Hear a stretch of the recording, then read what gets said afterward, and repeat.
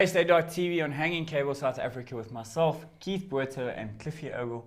Episode number 4, my buddy. Number 4, we are here.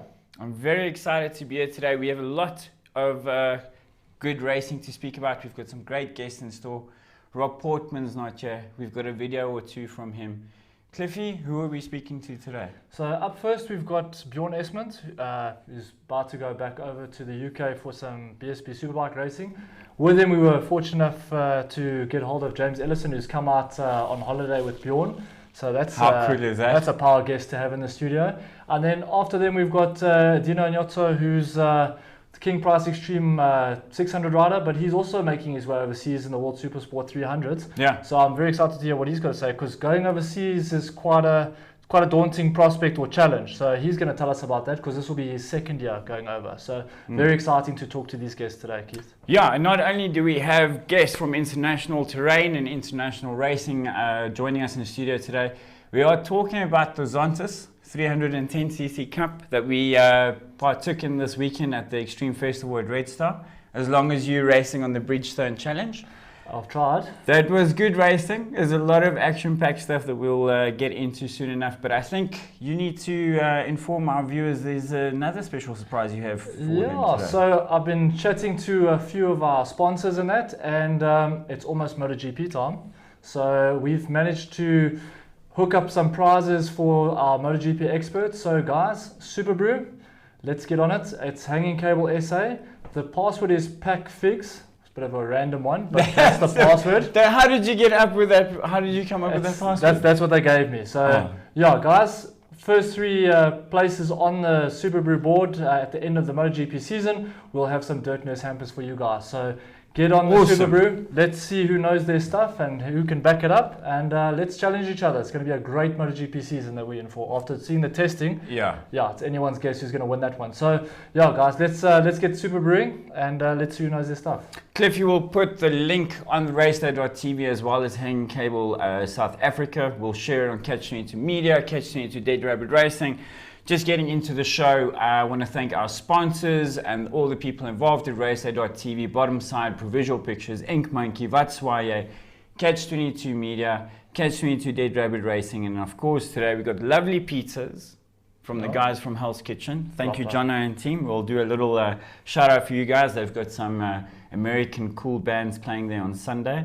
But for now, we also need to remind you of a competition that we started a few episodes ago. It's a Raceday.tv Best Picture on Your Motorbike competition, where yourself, the rider, if you are sporting one of our stickers on your bike, and the photographer take a nice picture of you, you can post it, tag us, tag the photographer and the rider, and you can enter it into a competition where yourself and the photographer can win 1,500 Rand in cash. If there are more than one of you in the picture, you as riders will have to split the pot. It's only fair, and it's like racing. If you made the picture, it means you were in the pack, giving it your all. Speaking of which, can we go straight into the Zontes? Keith, I know you're dying to talk about Zontes, because you had a proper ding-dong battle. We called it Battle of the Beards. I haven't seen 2 beards take each other on so furiously on the track like I saw on Saturday. But Keith, tell us about it. But because you started off the weekend, and you were still trying to find your feet, but come race time, you were an animal. So tell us about the whole experience. It was an easy... look, let's start. So first practice, first time on the motorbike, first time on Red Star, anti-clockwise. I think the first time after getting... The thing about the Zontes, you know, I kept telling people it looks like a mini GS. It looks like a baby adventure bike, okay? Then you get onto the bike, and it feels light, but it's quite big. So you kind of don't know where you stand with the capacity of the motor, the acceleration, power on demand kind of thing, and how hard you can race it or not. Okay. You know, and as John and them and Jaco and them explained to us last week, it was basically turned into a racing bike. As you can see on screen there, with the fairing kit, it was made race ready. Nothing was changed in terms of setup, suspension, parts, electronics, anything other than that. And they were fantastic. I think it was a very easy bike to get used to. There's a cool picture of me going down. You can see, got onto it and got quite comfortable very quickly. I mean, that's aggressive, Keith. That is aggressive. Look, I think the guys brought this out of each other, and the fact that all the guys were on the same spec motorbikes. You know, we had the Masters where we had the fast Cameron Aiken. Yeah, he was quick. That actually made all of us look like we were looking for parking. Yeah. He had a massive way of handling that bike. I mean, Greg Geldenhuys, William Friend, those top guys in front were really pushing the limits. I think myself and Alex van der Berg at some point after the race had a chat, and Alex just explained to me that he asked me, he was like, how hard were you pushing on these bikes? Like, we were trying to assess the capability of the bike and then also your capability as a rider, because there's certain turns some guys were taking in the wrong gears or in faster gears and just opening up as opposed to gearing down. There was no braking going on in front, I promise you. I think the brake pads are very much still intact, John. Just double check for the next race, but I'm pretty sure there's not a speck of dust on there or a scratch throughout. So I think my overall review of the motorcycle itself and the whole package that came with it, you know, the setup, the arrive and race mythology behind this whole thing, the fact that a lot of us that are used to 600s or getting used to thousands now got on the bikes and didn't feel disappointed at all. I think the racing made up for the fact that the bikes were slow, and yet we were doing one in the 90s, you know, at 6th gear on the back straight. You're close to, you know, like 186, 190. That's still very fast on a bike that size. Yeah. So there's no lack of speed, you know, and we some of us non-experienced riders, like some of them, you know, got used to or exposed to slipstream racing for the first time. Yeah, we saw that a lot actually. That was great. I mean, just to put it in context in terms of how much of dogfighting the racing was. You know, I think I changed positions in the first race 10 to 11 times. Yeah. And I ended up finishing in the same position that I started. Yeah. Yeah. That is unheard of. Like, I've personally never experienced racing like that. So I definitely think from an execution point of view, from a convenience point of view, from a motorcycle performance point of view, from an entry level and learning point of view of racing, I think it's a 10 out of 10 for me. I can't fault the package or the bike and the performance at all, to be very honest. For me, standing on the sidelines watching your race and that, the umbrella goals and that brought a different perspective. That was actually very nice. I enjoyed that. Yeah. As most men would. But yeah, the racing was fierce, and I could see as the weekend went on that the riders on the track were learning quite a lot of racecraft. Yeah. There was a lot of racecraft going on. Eventually we saw guys breaking slipstream, weaving on the straights. You and Wayne Thomas went at it hammer and tongs. At one stage you took him wide and then you both sat up and looked at each other. It was probably the best moment of the weekend for me. But Zontes, well done. Good first weekend. Very impressive. And you know, also there was the other side, which is the dark side of racing. There were a couple crashes as well. So, unfortunately there were a few downs. I know John Johnston, who was here, the man from Zontes himself, unfortunately is a bit of a par, you know, like, I mean, he's developed the motorcycle and all sorts, but that's racing, it happens. But there were a few offs. Zadie had a bit of a big one. Zadie had a big off, which meant he had to focus. He actually started off his weekend quite badly with the motorbike. Yeah. Something happened, I think it was the quick shifter, or they had some issues in practice. Drama, just a bad start. They had to, the Rich team sorted it out. There was a bit of issue on Saturday. I think Uncle Vic decided it was safer for them not to race the 600 in the Bridgestone challenge. So he focused on the Zontes and unfortunately lost the front, I think in turn 4, coming out of turn 4, which is rather fast. It's a fourth, switching over to 5th gear corner if you're on the Zontes. So it's a very fast thing.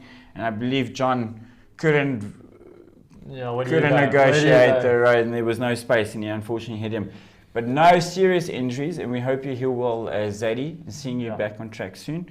But yeah, I mean, from a spectator's point of view, all the racing and some of the times that the front boys were putting up, I was very impressed. Cameron Aiken, I don't think saw anyone the whole weekend. I think you might have seen someone in qualifying, but he just led from start to finish. He didn't qualify. He started from the back of the grid, and in race 1, he started way behind me, and then I think it was the first or second corner. He was already up in the mix. Yeah. I don't know where he gets the extra power from, Yeah, but that is class. a class act.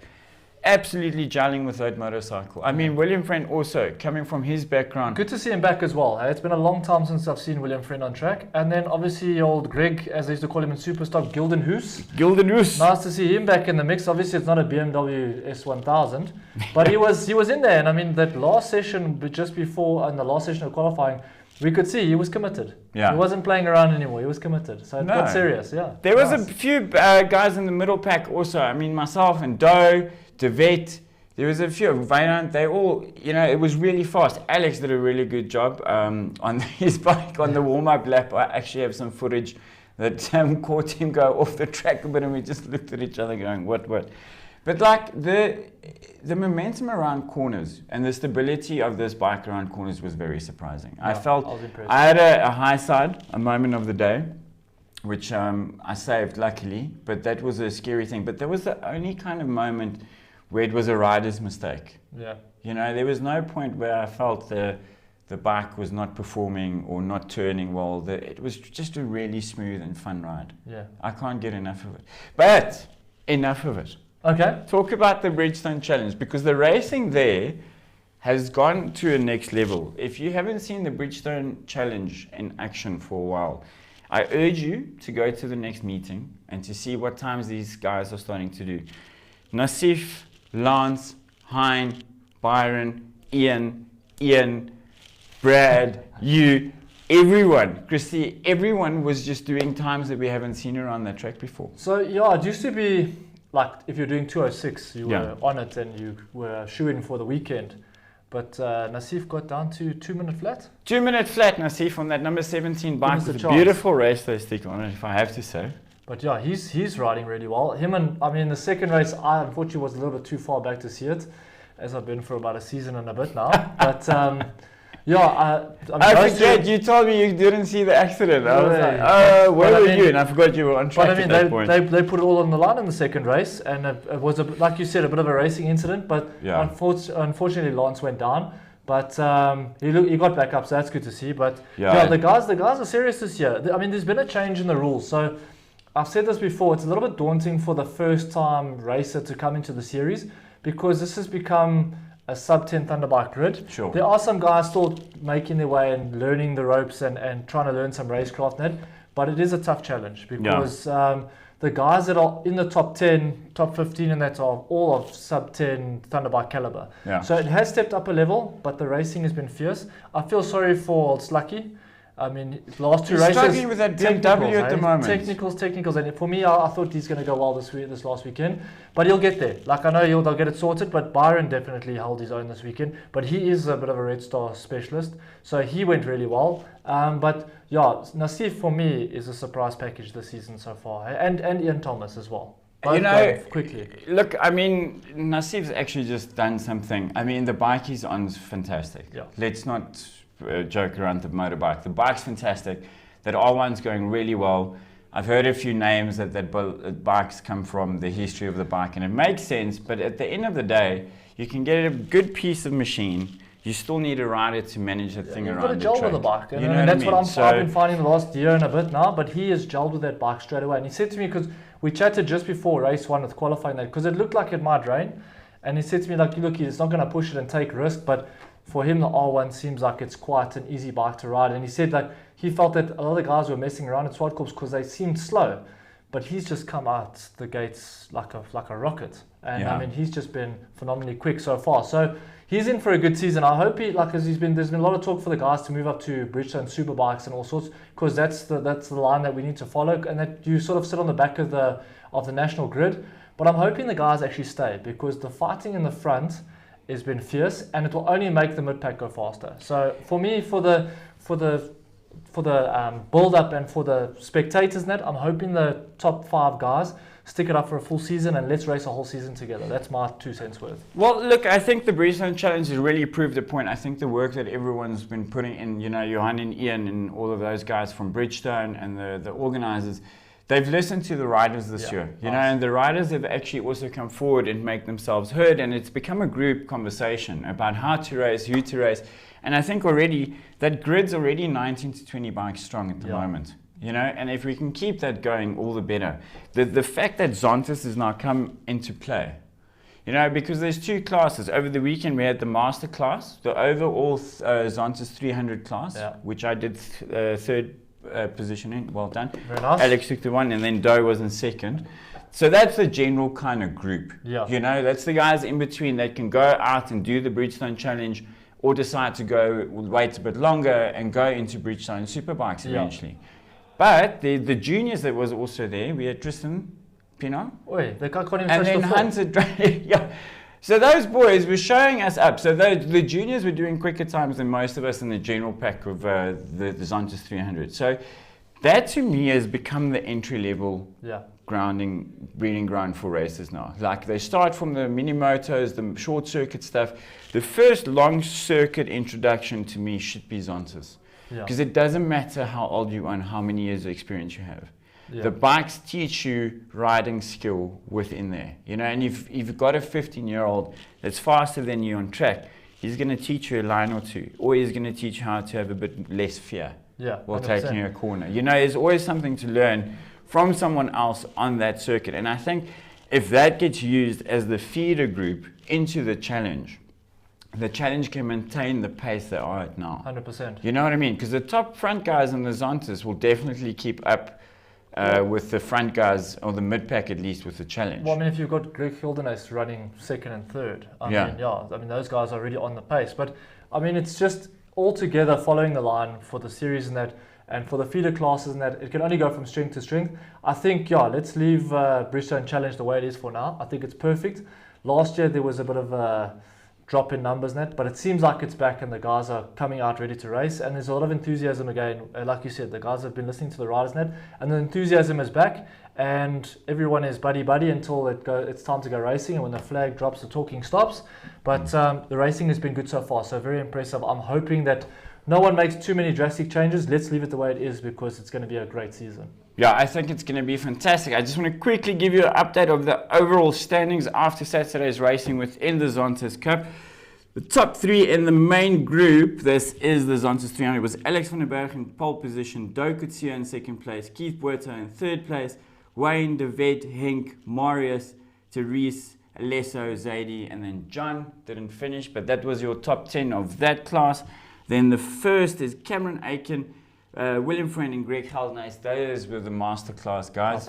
Absolute masterclass. If you didn't see them on track, don't worry. We didn't either. Then definitely the guys to mention, the juniors. We had Luca.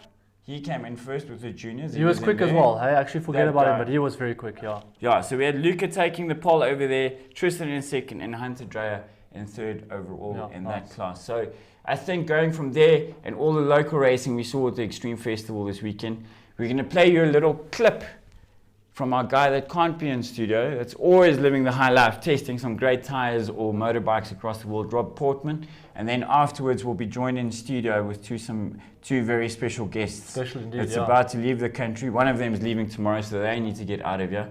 But we'll see you after this video, and we'll have two extra bodies in between us. Nice. Looking forward to that. Good. Thanks, Henk. Hello Raceday TV fans, Rob Portman here from Ride Fast Magazine. I'm actually in Ronda, Malaga, Spain at the moment for the world launch of Metzler's new Sporttech M9RR sport bike tire. So it's a street come track tire, but we're also going to do a little bit of wet track riding just now to show off the capabilities in wet conditions. So it's just an all-round super sport tire. So enjoying my time here. We just did a 130k road ride this morning. It's now track time on the beautiful Ascari circuit. It's privately owned here in the beautiful scenery that is in Ronda, Spain, and absolute treat to come and ride this track. First time here, and it's a real proper track to test these tires. So having good fun. Read all about it in the April issue of Ride Fast Magazine. So we'll have the full feature on the new tires there. So yeah, I've got a couple more dry sessions, and then we've got a wet track session left. So yeah, read all about it in the April issue. Answer questions and then look into that camera. There we go, we're back. Welcome back to Hanging Cable South Africa in Raceday.tv. As you can see, two very special guests in studio with us. James, Bjorn, welcome to Raceday.tv, guys. Thank you. Thanks very much. Awesome. So, Cliffy, I'm going to jump on the computer. You guys talk some real business and what this man's got to tell us today, some special news, and then also catch up with this foreigner and see what he's up to this year. So let's not waste any time. I mean, the timing has been perfect for us here today. But you've got some very special news, so tell us about it. It's a big jump. Yeah, some cool news came out today. I'm very glad to sign with NP Motorcycles for the 2020 British Superbike Championship, which has been a goal of mine for a long time. You know, I've been there for a few years now, and to get to the pinnacle and to the elite class is something I'm very proud of. Yeah, 100%. I mean, we were chatting backstage with James, and you've raced MotoGP, British Superbikes, AMA, all over BSP, and you were saying that British Superbikes is probably the most difficult series to compete in, if I'm right. It is, yeah. It's just the depth of field at the front. You know, you've got probably 10, maybe even 15 guys who on their day could win a race. Yeah. And you just don't see that anywhere else. You know, the championship's absolutely ridiculous, and it's getting stronger and stronger every year. I mean, I've been runner-up before. I've been third twice, been fourth once before. So close to actually winning the championship and never actually done it. And like I was explaining to you before, you've just got to have everything gelled. You've got to get on with the bike. You've got to have the right crew chief, the right team behind you. Just everything's just got to fit into place, and when that happens, and you have an amazing season, but if you've got one of those ingredients missing or just not quite working, you can be absolutely nowhere.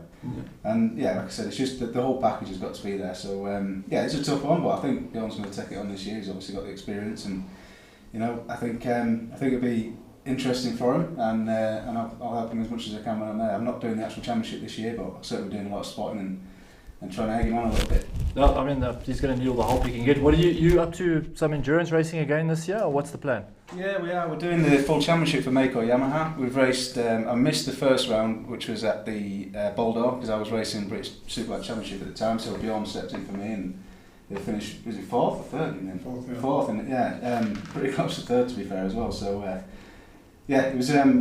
I missed. That was the first round. So the World Endurance Championship, the way it works, you got 2 rounds in 2019, and then the rest of the season, 3 rounds are in 2020. So we went and did Malaysia in December. We've got 3 more rounds next year, which is the Le Mans 24 hours coming up soon, Austria an 8 hour, and then back to Suzuka again. So I'll be doing that, and then in between those races, I'll be doing a little bit of TV work actually. Nice. The last been working for Triumph for a little bit, making some commercials. And actually the last one I did was here a couple of months ago out in Cape Town. So we spent a week out here filming, just riding the bikes around the mountains and around the coast road, and it was absolutely phenomenal, which is why I was keen to come back and train with Bjorn. It's just a fantastic country, and you know the weather's a hell of a lot better than it is in England. So especially this time of the oh my God! As you can see, my face is absolutely glowing at the minute, 'cause we've been riding Supermoto for the last 2 days. We've been sharing a bike that one of Bjorn's friends lent him, so we've been racing down at the Formula K go-kart track and just cutting some laps. But obviously I've been sat there waiting in the sun. I know I'm going back to snow tomorrow, so I'm like, right, just hit me, give me as much as you can. But yeah, paying for it now. But no, it's been fantastic, the whole trip, and unfortunately we leave tomorrow night.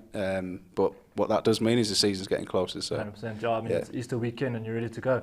So Bjorn, now tell us, but now you're on a BMW this year, and you've been putting in a lot of laps and stuff already trying to train, and as James said, you've got to have all the ingredients come together. Do you know what the team expects of you already? What are you expecting for your first season in BSP? I think we have to be realistic. As a team, we know the task is going to be hard ahead. As James said, it's very, very competitive, and the level is very high. I think if we can get off to just a solid start, the first aim actually for me will be to score a point. I think that would be the first little victory, and from there you just take step by step and see. There's a lot to learn. Tires. There is no electronics in BSP, which is makes it very difficult as well. Even my previous Superbike experience, we have electronics. So, it's going to be a great learning curve, and it's going to be an exciting experience. And I'm looking forward to getting hit the road running at the first test in March. So tell me something, like with the team now that you've signed for, how much would you have known about the team before you signed for them? And what would have made the decision? Is it just the fact that you're getting to get to the pinnacle and you're keen to take on the challenge, or is it the way that the team works that's attracted you into it instead of staying in super stock like you did last year? Yeah, I've spoken to the team quite a bit over the last month and a bit, and I got some really good vibes from the guys. It is a case of also definitely getting into the pinnacle, because you're in the limelight. You're giving more and more exposure for your sponsors, personal sponsors, everyone that's involved with you. So that's important as well. But I think, as I say, a step-by-step approach. I mean, I know the guys from the paddock, they know me from the paddock, but we've never really worked in a garage together, so it's all a learning process. And I think there is no pressure on us, or I'm putting no pressure on myself anyway to start, and we'll just build and see where we can get to by, halfway through the season or towards the end of the season. We'll see how we go. Okay, 100%. Yeah, I mean, look, I was saying to you earlier, I said I watched that MotoGP, that Undaunted, when the Dovizioso comes in and he misses up a segment, and they tell him straight away, like, listen, you fudged up the fourth sector, get your stuff together. So if you're going in with no pressure and stuff like that, obviously you've got your own tasks and stuff like that, you're going to set yourself, whatever. But going into the BSB like season, are there any tracks that you would earmark and say, like, this is where I can go well, and then these are tracks where I'm going to try and just finish or take points or whatever and try and set up your season, or you just take it as it comes every weekend? I think you've got to take it as it comes. I don't like to choose a favorite, because then you sort of put pressure on yourself to perform in that specific moment or at that specific circuit. So I don't like to choose a favorite. But to answer your question, there's definitely one track that has always stood out for me and I've always seemed to go well at, and that's Brands Hatch. I love the place. It was the first place I ever raced in the UK, and the first place I actually got a great result. I started 20th on the grid in Stock 600 and I finished 5th as a wild card. So it just stuck with me, and I enjoyed the track, and hopefully the luck continues there as we go through this year. Yeah, I hope for the best. We've got a question from Christopher Walken out there. Okay, Chris. How's it, Chris? Welcome for watching.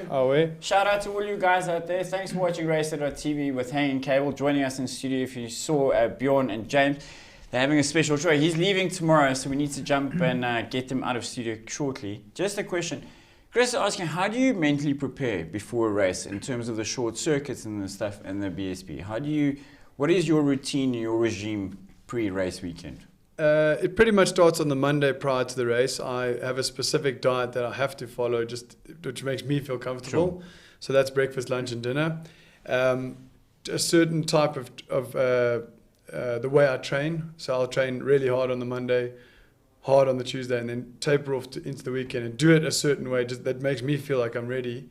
And then obviously just relax. I like to watch old races that I've enjoyed, old MotoGP, World Tour races, any documentaries that are going, just get my mind into the way of thinking of what it's going to be like at the race weekend, and just try and cut out all the noise that surrounds day-to-day life and just focus on what's coming up to the weekend. No, the same question applies to you. So if you want to run us through your regime, honestly, I don't want to sound boring, but it's exactly the same. Yeah. We've all found just about, like you said, it's more about routine. It's about not forgetting things. The same when you get to the track as well. Like the way I take my helmets off. They're two beautiful helmets there, by the way. You saw me.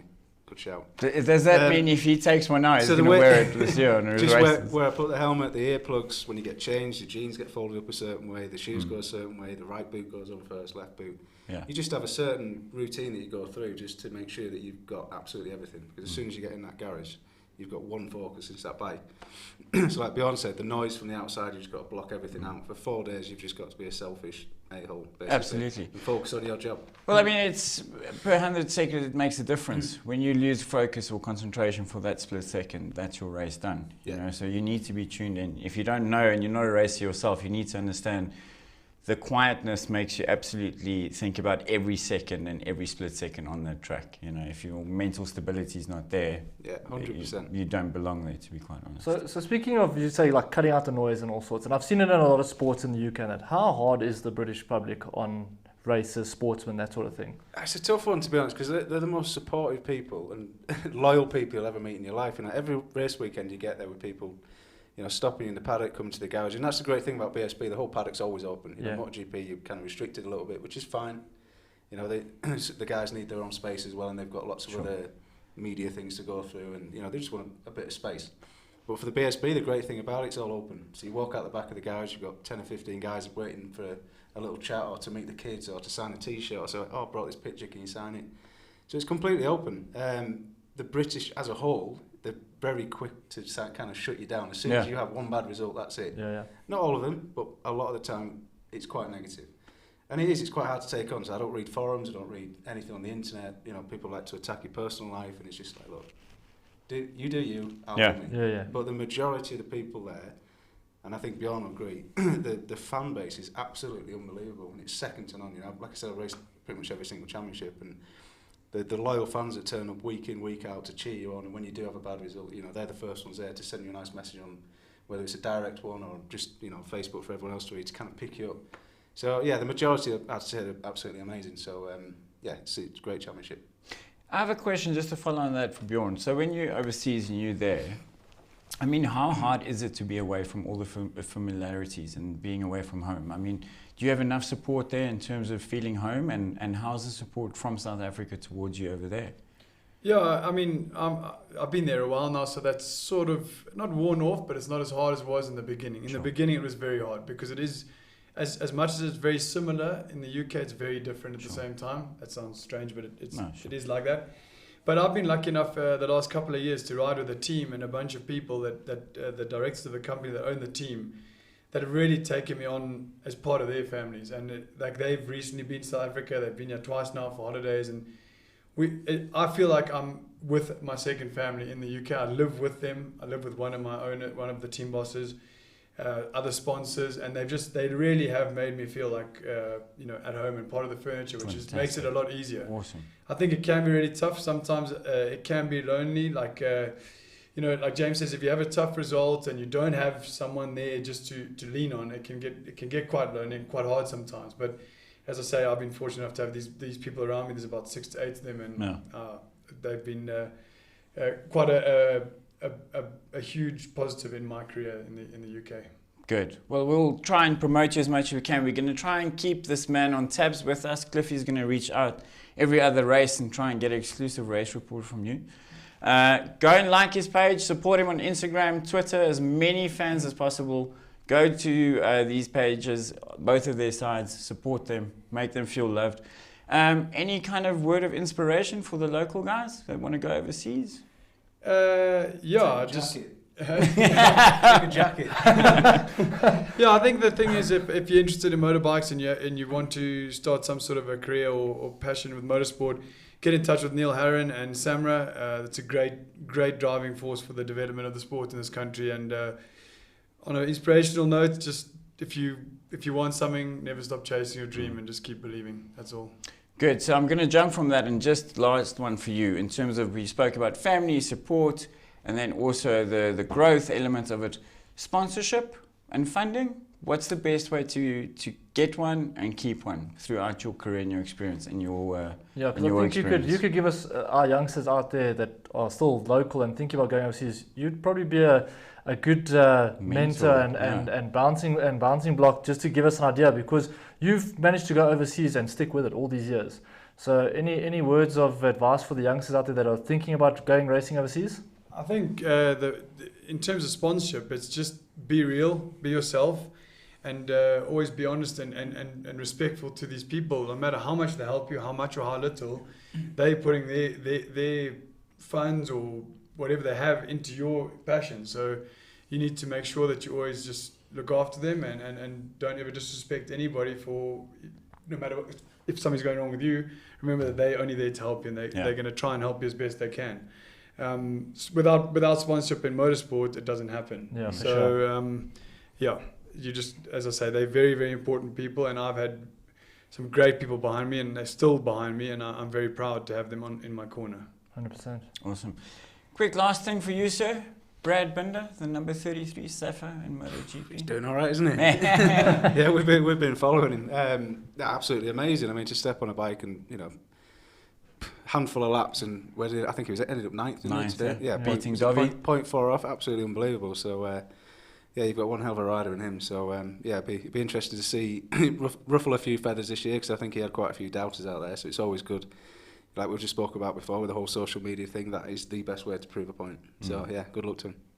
Good. I think we've got a little clip that we'll play for you from Rod Portman. But firstly, I want to thank you guys.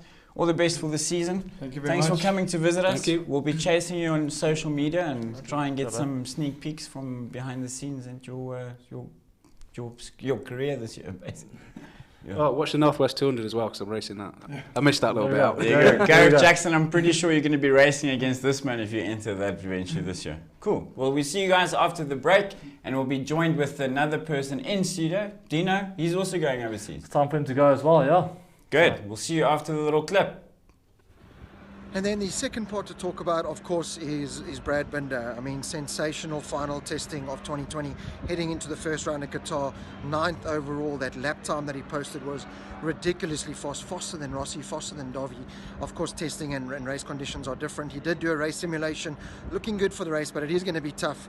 Hopefully he can finish top rookie and maybe just inside that top 10, fingers crossed. But doing an incredible job learning about MotoGP, learning how to ride a MotoGP bike, just using that mature head and that talent that he's got to really do something. Plus, I don't want to toot my own horn, but a week ago he was doing karting with me, followed me a bit in karting, and all of a sudden he goes and he puts it inside the top 10. So I'm just saying it could be that. But really looking forward to the start of the MotoGP season.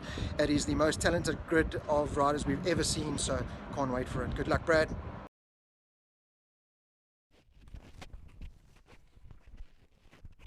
Well, we're back in studio on Hanging Cable South Africa with Raceday.tv. The transitions here are very quick and fast. As you can see, we've changed over from 2 international legends to soon to be another international legend. Hi, Dino, how are you doing, bud? Very good, thanks yourself. Very well, thank you. Awesome. So Munya, tell us, what you've been racing the first race of the season in the Nationals. Good result there. Yeah. And now it's time for you to pack up and go overseas. So tell us, going overseas now, what's the plans for the year? So like you said, the first race here was in SA. That did go really well. Plans now, just got to keep training hard. Got to be prepared for this overseas season. Leaving on the 5th of March to start our testing. Looking very forward to that. Can't wait. And overall, I think it's going to be a really good year. Yeah, for sure. Now tell us with the testing and that, where do you guys go testing? Because obviously it's a European-based championship. So what are the tracks that you guys will be going testing at, and what would be the focus in those tests that you'd be conducting? So our main tests, it's all the tracks that we ride are in Europe. So we don't get to go to America. Last year we did go only the last round. Very few riders got picked to go to Qatar. Okay. But we're very based in Europe only. Okay. And the tracks that you'll be riding now in the testing is Jerez? Yeah, so we ride Jerez, Assen and Aragon. Those are our first 3 testings. Okay, and I mean, this is not the first, because you were there last year, and it was a big learning year for you. Yeah. It's a very competitive championship. I mean, there's how many bikes on the grid? Like 30 to 40 type of thing. We've got 60 riders. 60 riders in the World Supersport 300. We go through different qualifying stages. So only the top 30 go through into the main race, and then the rest do a last chance race, and only the top 6 get to go into the main race as well. So it's very competitive. That's so an interesting way of working that out. I think we're going to have to somehow do a link below just to give you a bit more detailed information on that, because it's a bit confusing as a non-super expert like you. Yeah, so you've got to basically hustle from the start of the weekend. So the thing is, like, if you now, you've got to beat the last 30 and make it into the first 30. How big is your team, and like, how does it work? Because you said to me earlier when we were outside, there's 4 riders in your team, so it's already a big team. So how many techies and mechanics that will you be using that's allocated to you for a race weekend? So we each have our own mechanic that works on our bike, and then there are other mechanics that do pitch in and help. Okay. We do also we normally paired up. So for the qualifying stages, there's Group A and Group B. Okay. So like for our team, there's 4 riders, and that doesn't mean that all 4 of us ride together. Okay. So 2 of us are in Group A and another 2 are in Group B. And then suspension. Is your mechanic, that is he full on expert with a bike, or you guys using a suspension expert from Olin's that they give you for the weekend, or how does it work? Yeah, our mechanic is also our suspension. Okay. And then we all have a crew chief as well. Okay. So like one crew chief is assigned for 2 riders and another crew chief for the next 2 riders. And they basically run us through all our data and all of that. So we all use each other's data and see where we are on the track. So that does help a lot. I have a question, and I think it's purely based on the fact that a lot of the local riders want to know the data that you guys have there. How intense is that data, and how much information does it give you to change your riding style or the setup of the bike? So the data that we do get, it is really good data. It's not just showing us lines and that. So it shows us our braking, our acceleration, where our apex is. So it does help, especially like, let's say, if I'm not the fastest in the team, and another guy is the fastest, then we can overlay his data onto mine, and we can see where he's braking, where he's releasing off the brake, where he's getting on the gas. So it helps a lot. Okay.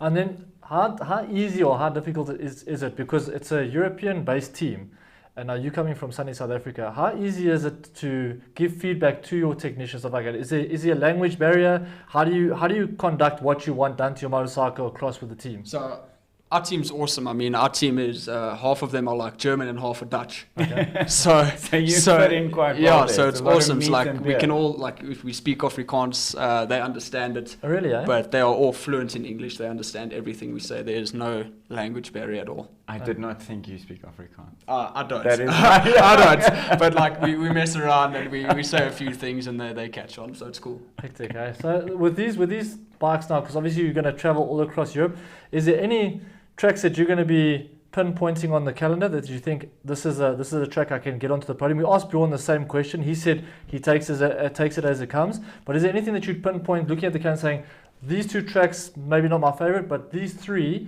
I reckon I can really get in and compete there? Yeah, I must say I enjoy Jerez a lot. Okay. I really think that's a strong track. The same as Aragon. Okay. Those 2 tracks I enjoy. And funny enough, Donington. Like I never would have thought Donington, but that I got to grips with that track really well. So those 3 would probably be my. Is that maybe my a Doran Lorera influence there, because he went well there a couple of years ago and he got to the also podium? went well. So I think it gets us South Africans really well there on the Donington circuit. But now talking about the circuits now, because obviously here in South Africa it's not the best spot for motorsport to be in. We've got tracks that are fighting for survival. Midvold is not in good shape.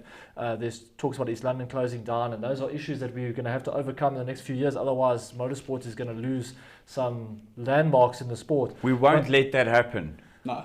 But tell us now, like, we've got Kyalami, that's world class, and we all know that, and then we've got Swartkorp's 2.4 kilometer track, point and shoot.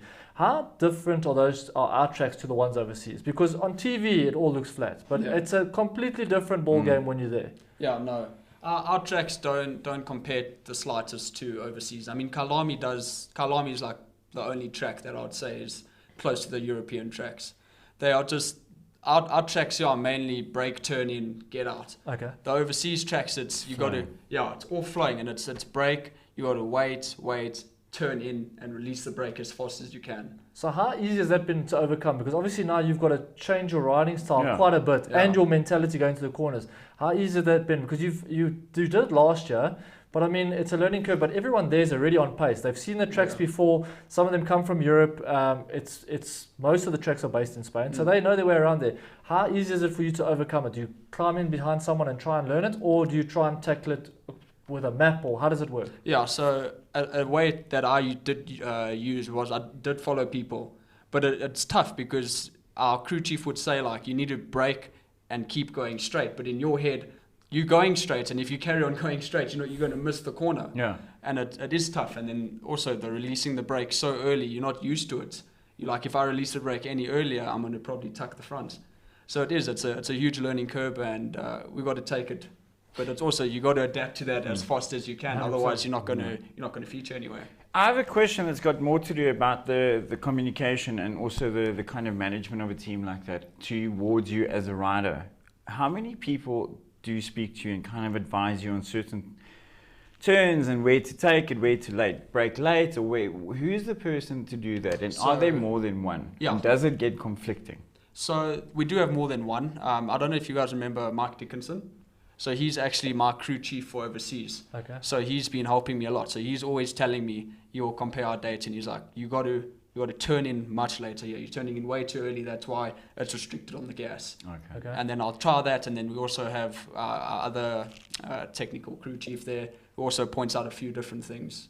Okay. But it's tough. It's tough when you're not used to any of it. And do you get situations where the advice doesn't really match up, or they're saying conflicting things? Yeah, and how do you, as a rider, then process, analyze, and execute what was given to you? It's hard because they're saying one thing and you trying what they're saying. Yeah. But the more you try, even though you think you're doing it correctly, it's still wrong. So it's all about just practice, and it takes time to get used to it. But over time, you'll see, like, once you start getting it correctly, the next corner you get correctly, you're like, damn, okay, that actually worked. Let me try it in the next corner. So it is. You take each corner step by step until you've mastered it. So And other races in the paddock, because obviously, like you said, there's 60 riders there, so it's very competitive. yeah. Are the guys willing to share information, or is it everyone to their own and no one talk to me and that's how it is? So It's high level racing. Yeah, I mean, exactly. be sure. I'm a very friendly guy at the tracks. Like I don't really have a lot of beef with anyone, but I make a lot of friends there. So if I do ask a question that I'm struggling with to a close friend or whatever, they do help me out. Okay. But if it is let's say a really good fast oak that I'm not so friendly with, and I ask him for something, you'll tell me Racing is something. racing. You'll tell me something, but it's definitely not what I'm looking for. Yeah, it's definitely something. Definitely wrong. Oh, okay. And then also, there's another question we asked the other international boys, and it's really for the guys out there, is the interest. We don't know how it works overseas. There's not a lot of opportunity for us to get a inside close view. Rob Portman always tries and gives us as much insight as we can possibly. But just on a logistics and then also a support level for you as a rider going over there, do you feel supported and well enough supported from here and there?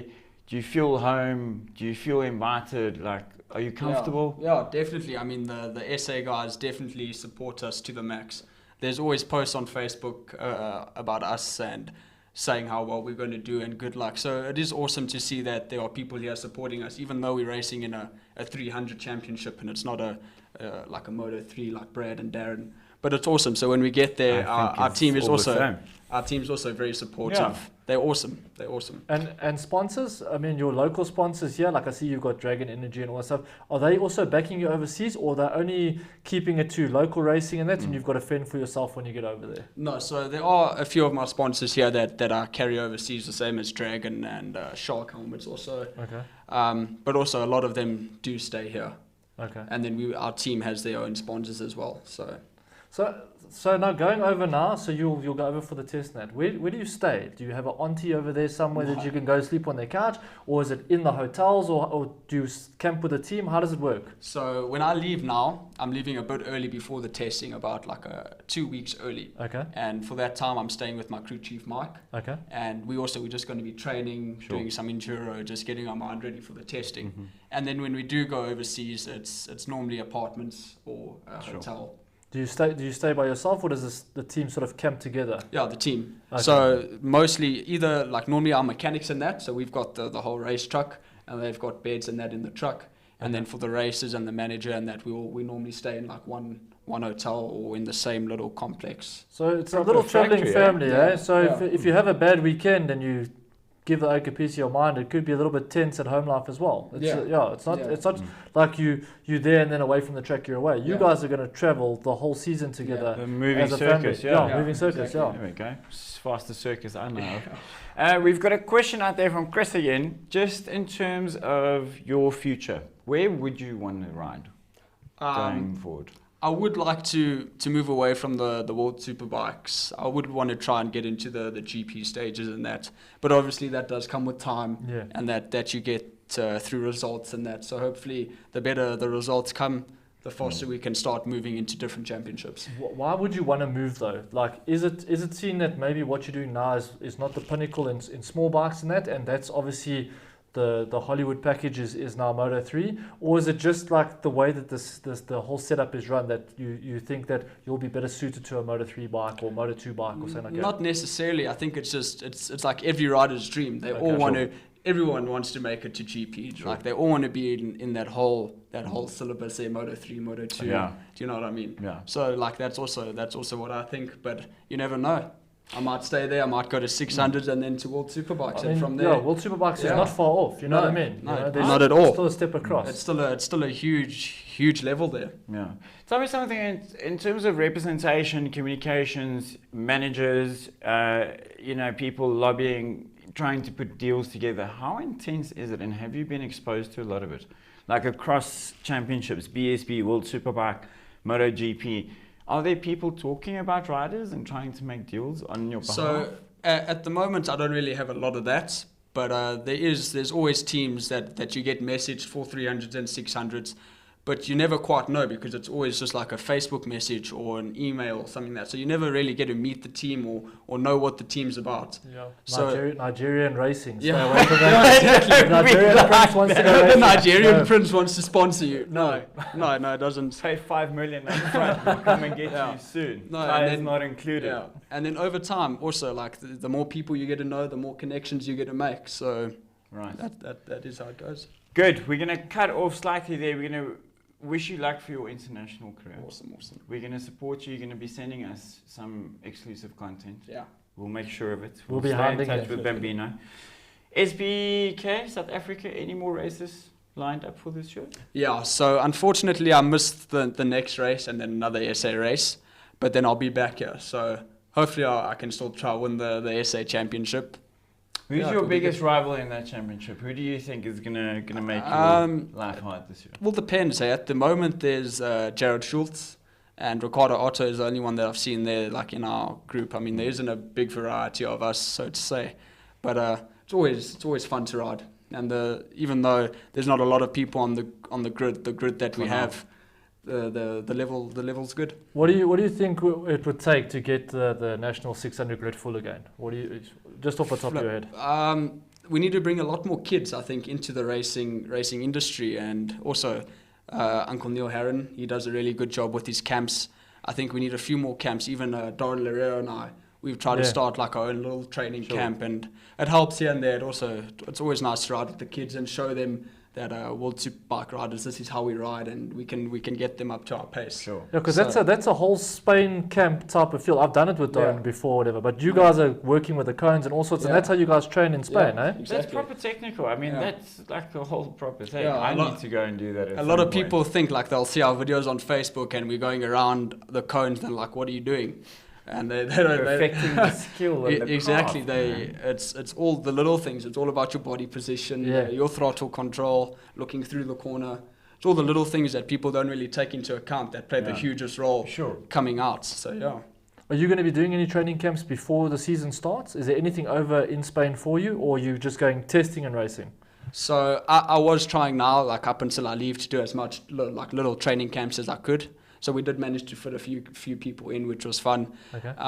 But normally, once I go overseas, it's you normally leave on a Tuesday, arrive the Wednesday. Like you finish, like you get into your little apartments, settle in. Thursday's track set up. Friday you start going. Yeah. Saturday you start riding. Sunday race. Oh yeah, Saturday. Yeah. What do you think? Because we were talking about it before just as the show started, we had the Zontes 300 Cup that's just come in now. Single manufacturer series, standard bikes, all sorts. You're pretty much in the same fold. What do you think about series that are single manufacturers and that sort of thing? Because it brings big numbers to the grid. Do you think it's a good thing, or do you think that guys should rather learn to ride bikes set up for them? What do you think is the best way forward for the kids coming through the ranks? I think the championship here, the Zonte Cup, is really good. It's all level. You've got the exact same bike. Absolutely. Suspension, I'm not sure if you're allowed to change or not, if it's all the same. I mean, I saw a bit of tinkering. I'm not going to say who, but there was no Olens going in there. It's all standard, exactly. You know? I mean, I think the best way to start learning how to get fast is you got to start riding the slower bikes and the stuff that will not feel right to you once you're going around the corner. So that when you start getting better, that's when your feeling becomes a lot more enticed. Okay. Yeah. No, that's 100%. Awesome. So guys, we're getting to the end of our show. I want to thank you so much for coming to join us. Thank you We'll for be having me. following you in World Bikes and then also on the local national SPK grid when you return. Awesome. Cliffy, it's Okay. almost that time again. Already, Big shout out to the Bridgestone guys and the Bridgestone Challenge, and also the Zontes guys for having us this weekend. Thank you again, Ink Monkey, for giving us a beautiful wrap on our motorcycle. We are definitely racing our motorcycle for the rest of the season in the Zontes Cup. I don't think I personally will be racing too many times, but our two rookies will start there, Jared Bartel and also Zach again. We mentioned them earlier. They joined us at... I might get an additional one, but no, there's been a challenge made by the GFP guys from Alex. You were asking me if I'm going to bump a bit of elbows for the rest of the season. I don't believe it for a second. I think you need to get back on. I it. think If you all saw the people smile on his that face. race Zontes this season or this weekend, I think everyone needs to start committing to them because it was a good exhibition match. It was a good race. one, yeah. It was a good one, yeah. We were knocking each other's faces and elbows and tires all over the place. It was great fun. But I think the commitment must come, and we have to have a proper challenge for the season. Yeah. Because the rookies are going to race. Raceday.tv is definitely going to race with the Catch 22 Dead Rabbit Racing team. You might have something else coming. We're hoping, We're hoping. Sometimes it's just time to... Is it too early to talk about yeah, that? it's too early, but sometimes when a relationship is not working, it's better to just cut your losses and just move on and stop with the heartbreak and move on. But yeah, hopefully in the next couple of weeks we'll have something new to announce. But in the meantime, it's still a work in progress. So, but yeah, don't believe a word Keith's saying.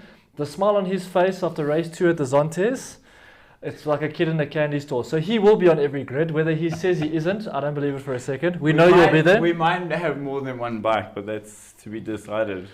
But definitely, guys, Zontes, single manufacturer, great success for the first weekend. Yeah. Good to see Greg Hildenace and those boys back, William Friend, Cameron Aiken. Let's get more guys on the grid. If you're thinking about it, get in touch with them. Let's go racing. It's the perfect platform to get back on a bike and go out and dish handlebars and handbags and moon bags and whatever else you want to dish out there. Just a quick thing also for the Zontes Cup. If your kid's going through the ranks, definitely get him on that bike, I think. Yeah, 100%. Get him on it. Get him on the small bikes. Let him do a few laps. Even if he's not going to win, the more experience, the more seat time they get. Absolutely. It's knowing how to handle yourself against in a turn, if there's 4 riders bunched up around you, it's more important than a win. Definitely. Racecraft is definitely something you'll learn there. SBK, ZX10, 2 weeks time. We'll have a show next week to talk about that. We also have the Monocle series that's happening in PE. Next weekend, not this coming one, but the following one. So we'll have to call Mr. Fritz and Mr. Henk back for a show next week on Hanging Cable and on Raceday.tv. Yeah. So we'll do a pre-show. But once again, thanks for all the support, guys. Like, share, follow these guys. Go follow our pages. Do a watch party. Get the sport out there. It won't grow without your support. 100%. And then, in closing, remember, guys, we're super brewing it this season. So, MotoGP, Hanging Cable SA, the password is PackFigs. Winners, we've got three Dirt Nurse hampers that have come on board for the season. Let's see who puts their money where their mouth is.